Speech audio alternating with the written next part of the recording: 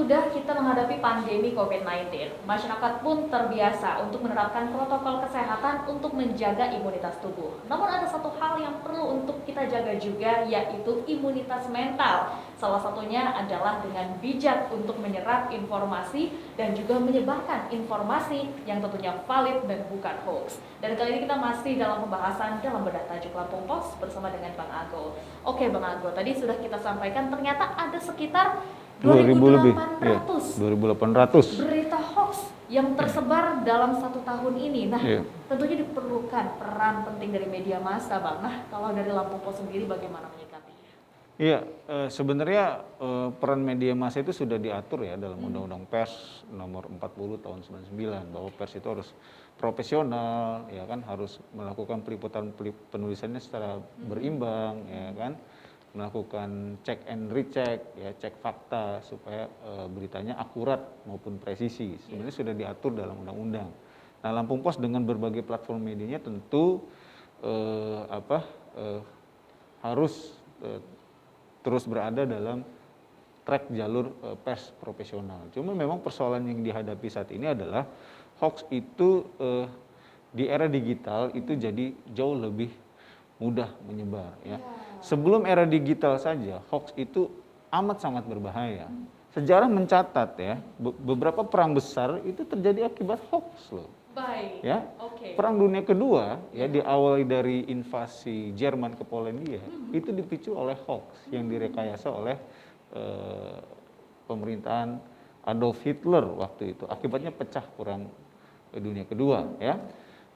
2019 lalu itu Israel dengan Pakistan kalau tidak salah itu nyaris perang nuklir ya.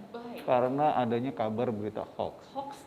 Hoax juga. Jadi isu hoax ini amat penting, maka amat wajar jika seorang imam besar Masjid Istiqlal menyatakan hoax ini bisa memporak-porandakan suatu bangsa. Kenapa? Arin tadi bilang itu menciptakan kepanikan ya. Rasa was-was, ketakutan ya, ketidaksehatan secara mental ya. Sementara di era pandemi saat ini kita butuh meningkatkan imunitas. Salah satunya adalah dengan kesehatan mental yang stabil. Jadi hoax ini tidak boleh dianggap sepele. Hoax ini bisa menjadi persoalan yang sangat serius. Di Lampung awal-awal pandemi kita mungkin masih ingat beberapa kasus berita hoax yang bikin gempar ya. Ada warning zone hoax di awal-awal pandemi bulan Maret atau awal April kalau tidak salah ya di Bandar Lampung.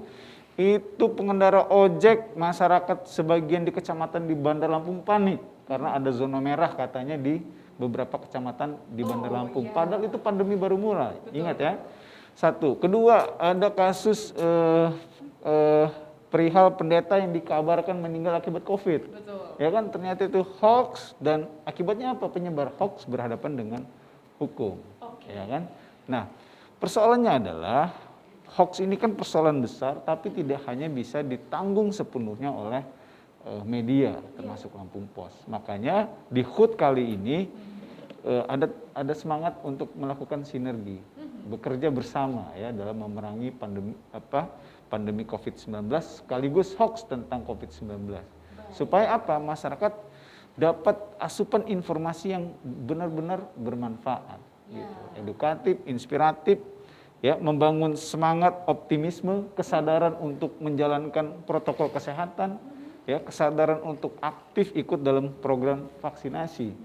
Ingat, pandemi ini bisa kita kalahkan apabila kita taat protokol kesehatan dan program vaksinasi itu berjalan sukses.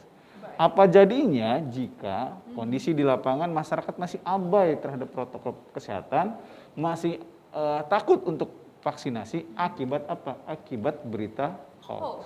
Nah, inilah yang mesti kita perangi secara bersama-sama dan ya serius. Betul. Nah, sekarang kan memang sedang di zamannya banjir informasi, flood of information ya Bang ya. Nah, sebenarnya apa sih Bang yang menjadi salah satu pemicu dari masyarakat kita di Indonesia dan juga khususnya di Provinsi Lampung untuk terlalu mudah begitu menyebarkan dan juga menerima informasi yang sebenarnya belum diketahui betul apa tidak? Ini sebenarnya permasalahannya kenapa Bang? Iya, persoalannya adalah salah satu yang paling utama adalah ketidaktahuan. Ya. Kedua adalah ini memang eranya post-truth ya. Orang mempercayai sesuatu itu di atas kebenaran sesungguhnya. Ya, jadi seorang ini sekarang bukan persoalan kebenaran, tapi persoalan keyakinan.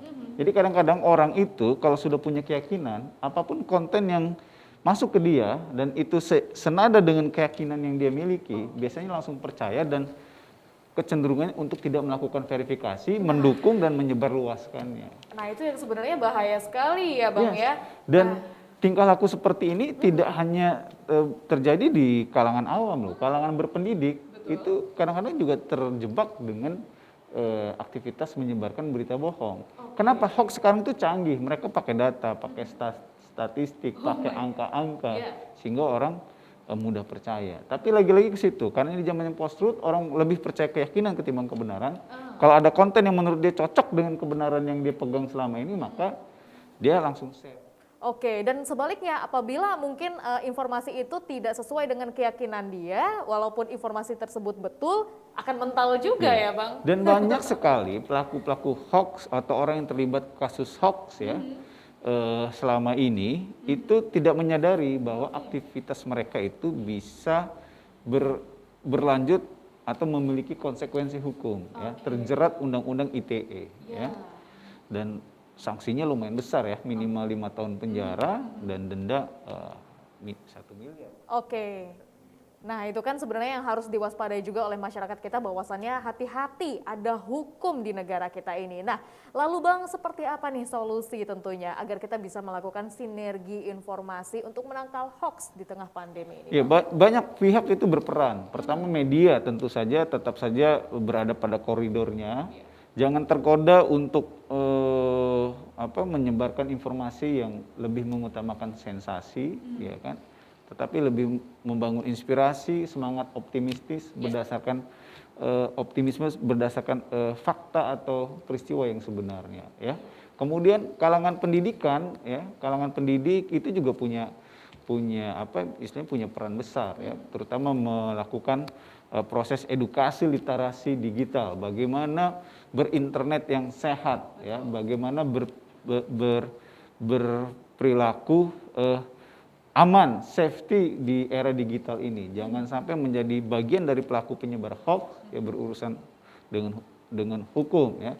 Kemudian ada lagi misalnya kepolisian itu harus serius menangani hoax. Ya.